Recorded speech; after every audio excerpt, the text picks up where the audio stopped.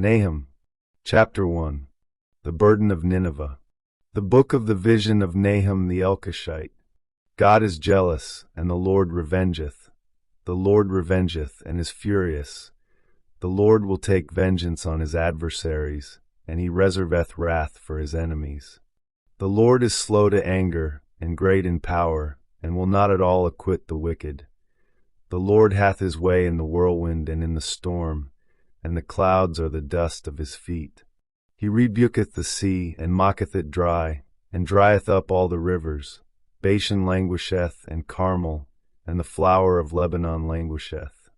The mountains quake at him, and the hills melt, and the earth is burned at his presence, yea, the world, and all that dwell therein. Who can stand before his indignation? And who can abide in the fierceness of his anger? His fury is poured out like fire, and the rocks are thrown down by him. The Lord is good, a strong hold in the day of trouble, and he knoweth them that trust in him. But with an overrunning flood he will make an utter end of the place thereof, and darkness shall pursue his enemies. What do ye imagine against the Lord? He will make an utter end. Affliction shall not rise up the second time. For while they be folden together as thorns, and while they are drunken as drunkards, they shall be devoured as stubble fully dry. There is one come out of thee, that imagineth evil against the Lord, a wicked counselor. Thus saith the Lord, though they be quiet, and likewise many, yet thus shall they be cut down, when he shall pass through.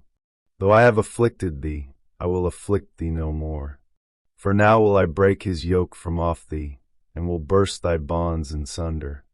And the Lord hath given a commandment concerning thee, that no more of thy name be sown. Out of the house of thy gods will I cut off the graven image and the molten image.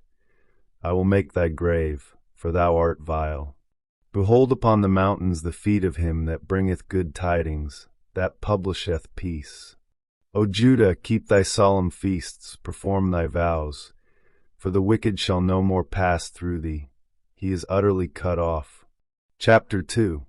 He that dasheth in pieces is come up before thy face.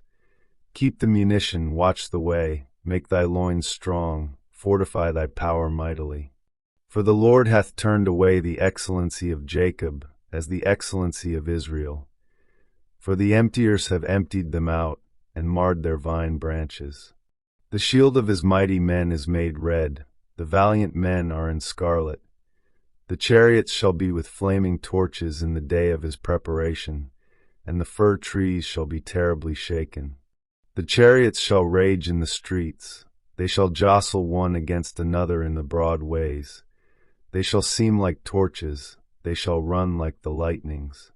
He shall recount his worthies, they shall stumble in their walk, they shall make haste to the wall thereof, and the defense shall be prepared. The gates of the rivers shall be opened, and the palace shall be dissolved. And Huzzab shall be led away captive, she shall be brought up, and her maids shall lead her as with the voice of doves, tabering upon their breasts. But Nineveh is of old like a pool of water, yet they shall flee away. Stand, stand, shall they cry, but none shall look back. Take ye the spoil of silver, take the spoil of gold.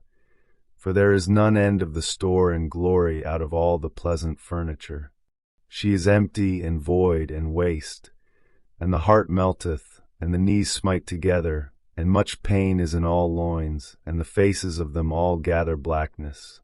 Where is the dwelling of the lions, and the feeding place of the young lions, where the lion, even the old lion, walked, and the lions whelp, and none made them afraid? The lion did tear in pieces enough for his whelps, and strangled for his lionesses, and filled his holes with prey, and his dens with ravin. Behold, I am against thee, saith the Lord of hosts, and I will burn her chariots in the smoke, and the sword shall devour thy young lions. And I will cut off thy prey from the earth, and the voice of thy messengers shall no more be heard. Chapter 3. Woe to the bloody city! It is all full of lies and robbery, the prey departeth not. The noise of a whip, and the noise of the rattling of the wheels, and of the prancing horses, and of the jumping chariots. The horseman lifteth up both the bright sword and the glittering spear, and there is a multitude of slain, and a great number of carcasses, and there is none end of their corpses, they stumble upon their corpses. Because of the multitude of the whoredoms of the wealth-devoured harlot, the mistress of witchcrafts, that selleth nations through her whoredoms, and families through her witchcrafts. Behold, I am against thee, saith the Lord of hosts, and I will discover thy skirts upon thy face, and I will shew the nations thy nakedness, and the kingdoms thy shame. And I will cast abominable filth upon thee, and make thee vile, and will set thee as a gazing stock. And it shall come to pass, that all they that look upon thee shall flee from thee, and say, Nineveh is laid waste, who will bemoan her? When shall I seek comforters for thee? Art thou better than populous No, that was situate among the rivers, that had the waters round about it, whose rampart was the sea, and her wall was from the sea?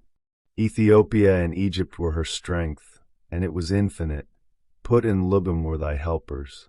Yet was she carried away, she went into captivity. Her young children also were dashed in pieces at the top of all the streets. And they cast lots for her honorable men, and all her great men were bound in chains. Thou also shalt be drunken, thou shalt be hid, thou also shalt seek strength because of the enemy. All thy strongholds shall be like fig trees with the first-ripe figs. If they be shaken, they shall even fall into the mouth of the eater.